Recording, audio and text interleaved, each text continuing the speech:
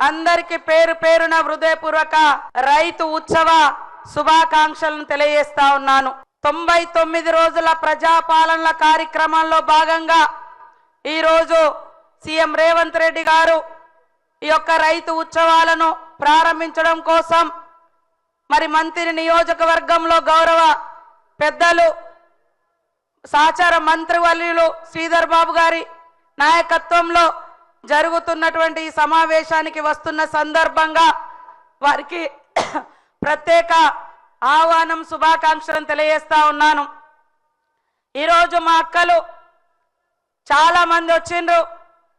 ఈ ప్రభుత్వం పేదల ప్రభుత్వం, రైతుల ప్రభుత్వం, యువజనుల ప్రభుత్వం, మహిళల ప్రభుత్వం, అట్టడుగు వర్గాల ఎస్సీ ఎస్టీ బీసీ మైనార్టీ వర్గాల ప్రభుత్వం. అందుకనే ఎప్పుడు కూడా సంక్షేమాన్ని ముందుకు తీసుకెళ్తూ ఒక దిక్కు అభివృద్ధి, ఒక దిక్కు సంక్షేమం, ఈ రెండు కార్యక్రమాలను ముందుకు తీసుకెళ్తున్నాం. అభివృద్ధికి నిధులు ఎక్కడా కూడా తగ్గించకుండా, సంక్షేమం అంటే పేదలకు ఈరోజు ఇచ్చే ఫ్రీ కరెంటు కానీ, సన్న బియ్యం కానీ, పెన్షన్లు కానీ, మరి అనేక అభివృద్ధి సంక్షేమ కార్యక్రమాలు కానీ, పిల్లల ఉద్యోగ ఉపాధి అవకాశాలు కల్పించడం కానీ ఇవన్నీ కూడా తీసుకెళ్తా ఉన్నాం. అందుకనే ఈరోజు మరి మహిళల గురించి ఒక్క నిమిషం మాట్లాడుకుంటే, ఈరోజు మహిళా ఉన్నతే తెలంగాణ ప్రగతి అని మరి ఈరోజు మన ముఖ్యమంత్రి రేవంత్ రెడ్డి గారు పెట్టడం జరిగింది. ఇప్పటి వరకు ఈ ప్రభుత్వం ఇందిరమ్మ ప్రభుత్వం వచ్చిన తర్వాత 60,000 కోట్ల రూపాయలు మా అక్క చెల్లెలకు, మా మహిళా సంఘాల సభ్యులకు అందరికీ మరి బ్యాంకు లింకేజ్ ద్వారా వడ్డీ లేని రుణాలు ఇవ్వడం జరిగింది. ఇప్పటిదాకా 4,70,000 చిన్న చితక పరిశ్రమలను పెట్టి వాళ్లకు ఉపాధి కల్పించడం జరిగింది. ఈరోజు మహిళలకు ఐకేపీ సెంటర్స్ ఇస్తే 40% 8,000 పైగా ధాన్యం కొనుగోలు సెంటర్స్ వస్తే మా అక్క చెల్లెళ్లకు ఐకేపీ సెంటర్లు దాదాపుగా 3,000 పైగా మా అక్క చెల్లెలకు ఇవ్వడం జరిగింది.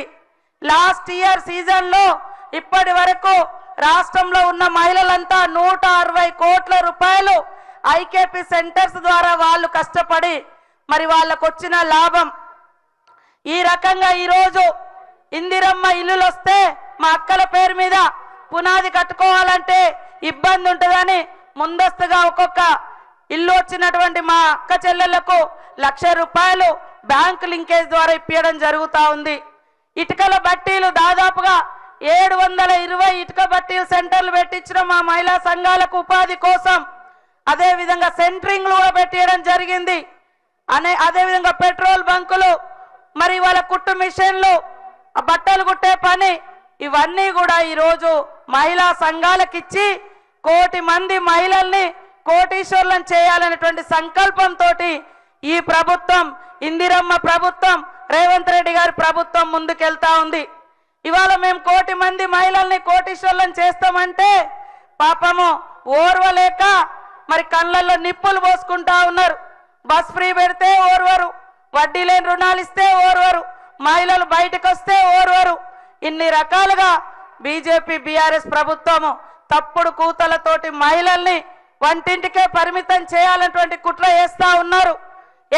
పిల్లల్ని చూసుకుంటూ, కుటుంబాన్ని చూసుకుంటూ ఈరోజు సమాజంలో సగభాగంగా మహిళలు ముందుకు వస్తా ఉన్నారు. నిన్న మొన్న పార్లమెంటులో మహిళా ముసుగేసుకొని మరి వాళ్ళ డీలిమిటేషన్, నియోజకవర్గాల పెంపు, విభజన అనే పేరుతోటి బీజేపీ కొత్త నాటకానికి తెరలేపింది. మరి 2023లో సెప్టెంబర్ 21 నాడు ఇదే మహిళా బిల్లు పార్లమెంటు రాజ్యసభలో ఆమోదం పొందింది. ఆ రోజు ఏమన్నారు బీజేపీ నాయకులు? డీలిమిటేషన్ అయిన తర్వాత, ఇప్పుడు జనాభా లెక్కలు అవుతున్నాయి, అయిన తర్వాత ఈ బిల్లును అమల్లోకి తెస్తామని చెప్పి మళ్ళీ దొడ్డిదారిన డీలిమిటేషన్ కు మహిళా ముసుగేసుకొని ఇవాళ మనలాంటి రాష్ట్రాలకు అన్యాయం చేయాలని మరి మహిళల పేరు మీద వచ్చిర్రు. మహిళా పార్టీ ఈరోజు కాంగ్రెస్ పార్టీ మహిళలను దేశ ప్రధానులుగా, మొదటి రాష్ట్రపతులుగా, మొదటి మహిళా స్పీకర్గా, మొదటి మహిళా ముఖ్యమంత్రులుగా, మొదటి మహిళా గవర్నర్లను చేసింది కాంగ్రెస్ ప్రభుత్వం, కాంగ్రెస్ పార్టీ. కానీ ఈరోజు బీజేపీ నాయకులు ఇవాళ ఓట్ల కోసమే మహిళల్ని వాడుకుంటా ఉన్నారు. కానీ కాంగ్రెస్ ప్రభుత్వం మహిళల ఉన్నతి కోసం, మహిళల అభివృద్ధి కోసం ఇవాళ బీజేపీ ప్రభుత్వం కార్పొరేట్ కంపెనీల కోసం 16 లక్షల కోట్ల మాఫీ చేస్తే ఈ ప్రభుత్వం రైతన్న కోసం 21,000 కోట్లు మాఫీ చేసింది. మరి 60 కోట్ల రూపాయలు, 60,000 కోట్ల రూపాయలు మా మహిళా సంఘాలకు వడ్డీ లేని రుణాలు ఇచ్చిండ్రు. మా మహిళలు ఎవరైనా చనిపోతే 10 లక్షల వరకు యాక్సిడెంటల్ ఇన్సూరెన్స్ పెట్టడం జరిగింది. ఎవరైనా లోన్ తీసుకొని చనిపోతే 2 లక్షల వరకు మాఫీ పెట్టడం జరిగింది మహిళలది. ఇది మహిళా ఉన్నతి ప్రభుత్వం, మహిళా అభ్యున్నతి కోరుకునే ప్రభుత్వం, రైతుల ప్రభుత్వం. ఇవాళ రైతు సంక్షేమం కోసం మొన్ననే మన ప్రభుత్వం ఈ రాష్ట్రంలో రేషన్ కార్డు ఉన్న ప్రతి ఒక్కరికి ఏ రకంగా చనిపోయినా ఆ కుటుంబ సభ్యులకు 5 లక్షల వరకు మరి జీవిత బీమా పెట్టడం జరిగింది. ఇది పేదల్ని ఆదుకునే తీరు. కాబట్టి ఈరోజు ఇక్కడికి వచ్చిన మా అక్క చెల్లెలందరూ కూడా ఈ యొక్క ఇందిరమ్మ ప్రభుత్వాన్ని ఆశీర్వదించాలని, మా రైతన్నల మీద కూడా ఈ రోజు వరకు ఈ ప్రభుత్వం వచ్చిన కాడ నుంచి రైతు రుణమాఫీ కావచ్చు, అదే విధంగా పాడి బోనస్ కావచ్చు, మరి ఇంకా రైతు భరోసా కావచ్చు, ఈ పేరు మీద 1,00,000 కోట్ల రూపాయలు రైతన్నల ఖాతాల్లోకి మరి వేయడం జరిగింది. కాబట్టి ఆలోచించండి, ఈరోజు ఏ ప్రభుత్వం ప్రజా సంక్షేమం కోసం పనిచేస్తుంది. ఇవాళ 10 ఏళ్ళు ఉద్యమాలు చేసి తెలంగాణ తెచ్చుకుంటే వాళ్ళ 10 సంవత్సరాలలో వచ్చినటువంటి ఉద్యోగాలు 70-80 వేలు. మరి సంవత్సరం 4 కాలంలోనే దాదాపుగా 70,000 ఉద్యోగాలు ఇచ్చినటువంటి ఘనత రేవంత్ రెడ్డి ప్రభుత్వంది. యువత కూడా ఆలోచించాలి, మహిళలు ఆలోచించాలి. ఈరోజు కొత్తగా వచ్చిన అప్పుల పాలై ఉన్న ఈ రాష్ట్రంలో మరి ప్రజల్ని ఆదుకోవడమే, రైతుల పక్షాన ఉండడమే, మహిళల పక్షాన ఉండడమే మా ధ్యేయంగా మేము పనిచేస్తా ఉన్నాం. అందుకనే ఈరోజు కొంతమంది మరి ఫిరాయింపులను వ్యతిరేకించినట్టుగా నటిస్తా ఉన్నారు. ఈ రాష్ట్రంలో అత్యధికంగా పార్టీ ఫిరాయింపులను ప్రోత్సహించినటువంటి నాయకుడు, ఫిరాయింపులకు పితామహుడే కేసీఆర్ గారు. మళ్ళీ ఇవాళ బయటకు వచ్చింది కూడా ఏ సమస్య మీదనో, ఏ రైతుల కోసమో, ఏ మహిళల కోసమో వచ్చి సభ పెట్టడం లేదు. ఫిరాయించిన వ్యక్తి ఎమ్మెల్యేను వ్యతిరేకిస్తూ ఇంకొక ఫిరాయింపు మీటింగ్ కోసం వచ్చిర్రు.